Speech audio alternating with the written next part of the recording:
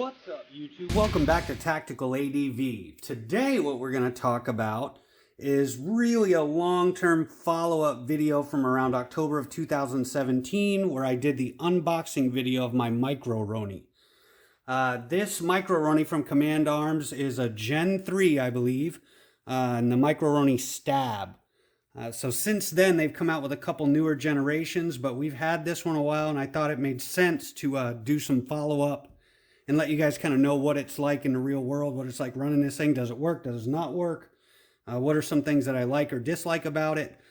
So not an incredibly long video, but I thought it made sense to do a follow-up. This particular Micro Roni is running on a Gen 4 Glock 17. As you can see, it's relatively dirty from being in the chassis, dirty-gurdy. But overall, we're just going to talk about this setup, how this setup really performs, what I think about it, and what I use it for. So really just to get into the nuts and bolts of the chassis as it sits right now, I have the Command Arms Light in it right now. Pricey little piece, but it's nice. You know, it sits in there relatively flush with the chassis. It doesn't put any bulk on the side of the chassis. So worth the money? Maybe, maybe not. But it does work. It does what it's supposed to do. Past that, we have the thumb rest on the one side. I'm a right-handed shooter, so I really only need it on that one side. And then we have the Vortex Spark ARs, the optic. Inexpensive optic. Overall, nothing's really nuts on this. I just wanted it to work. I wanted it to be small, and I wanted it to do as it was supposed to do. So since I purchased this in early 2017, Command Arms, or CAA, has actually come out with a couple more generations. I think the latest one is the MCK. Has a different kind of orientation in the front. And they've actually come out with a couple different generations. And one I just saw in the recent past was a significantly better brace for it than this. This brace is super duper short. So from a standpoint of it actually being compact, it works really well. But from actually using it tight to the body up and presenting the gun, it makes for a really short kind of sight radius from how you're planting into the gun and what you're seeing through your optic. But past that, that's neither here nor there. It's just something, you know, maybe I'll change this to the newer generation. It's just hard pressed to put money into this, at least for me. Past what I've already done, because, you know, by the time you start loading up accessories on it, you could have bought another gun. But again, neither here nor there. All right, we'll go ahead and get her put together here. You guys have probably already seen how these go together relatively simply. Put on the tailpiece onto the host, slap it in, and that's it. Ready to rumble. All right, without a whole bunch of hubbub, we'll kind of talk about, from a functionality standpoint, everything works. Charging it is easy. It shoulders up well. You can use it as intended. Basically, it's a stock Glock, trigger stock Glock. The takedown, like the release, is a little bit hard to use. Flashlight, easy to use. Vortex optics, you know, obviously easy to use. So really no malfunctions with this. This works as intended every time I've taken it out. With that being said, really what I've been running this as, really it's turned into my home defense kind of PDW. It's really compact, so you get a little bit of added accuracy of being able to kind of choke up and get up into the gun versus just a regular pistol. So really that's the role it's kind of taken. You run a 33 round magazine in a 9mm. You know, you've got an optic equipped, very compact, Glock reliable kind of little PDW. So as intended, it does exactly what they intended it to do. I mean, it works.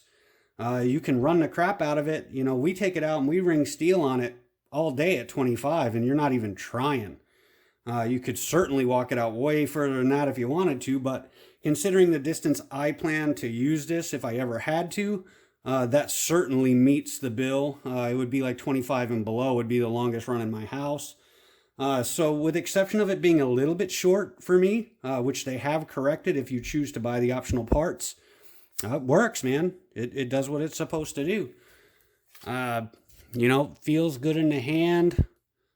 Light kind of does what it's supposed to do. Like it. I wish, and I probably could if I looked at it a little more, a provision that I could get rid of this little blast can and maybe have an extended barrel or a threaded barrel that I could run a can on. That would be really cool. But I'm sure I could figure that out if I needed to. But really, I mean, from a size perspective, when you fold it up, it's really not that much bigger, you know, than a Glock 17. So if you're trying to go from a storage perspective, super small, no big deal. Light, significantly lighter than what like my CZ Scorpion, my Chris Vector, and my other PCC kind of guns. So really, it fills that role really, really well. So, you know, we've got a little bit of shooting footage just to kind of show you guys it runs, but at the end of the day, no matter how you slice, it's a Glock 17. So it's going to run. We haven't had any issues. The only kind of issue we've had, and it's not an issue with functionality, it's just a feeling kind of issue. When I first started running it in 2017, 2018, I started noticing after you fired, it felt like it loosened up a little bit on the rail. So you could kind of push the host gun forward a little bit in it, and that kind of made me uneasy. But after running it a lot, it's never presented as a real issue. Created no functionality problems, no problems with it operating the way it needed to operate. So past that point, that's just gosh, I don't even really want to say build quality thing, but maybe something inherent to the chassis. That doesn't negatively affect anything, but you have to get used to it because it's kind of feels weird. But past that, man, I dig it. I am glad I spent the money on it. If you're thinking about one of these, man, they work. They're fun. So they're not extremely expensive. I mean, especially with like the newer generations, they've gone on some pretty aggressive sales from time to time over the past couple months. Even enough so that I've thought about upgrading this, but I don't really have a necessity to because this one does what it's supposed to do. But really, that's about it for this. Thought I'd give you guys an update. We also have an update coming up on our Chris Vector versus CZ Scorpion next week, hopefully, possibly the week after that. But that one I know you guys have been waiting for a while, so hopefully we'll get that back to you and we'll let you know kind of where those two guns stand. But past that, another little kind of PDW thing works great. So check them out if you're interested. If not, we'll see you next time. Thanks for stopping by.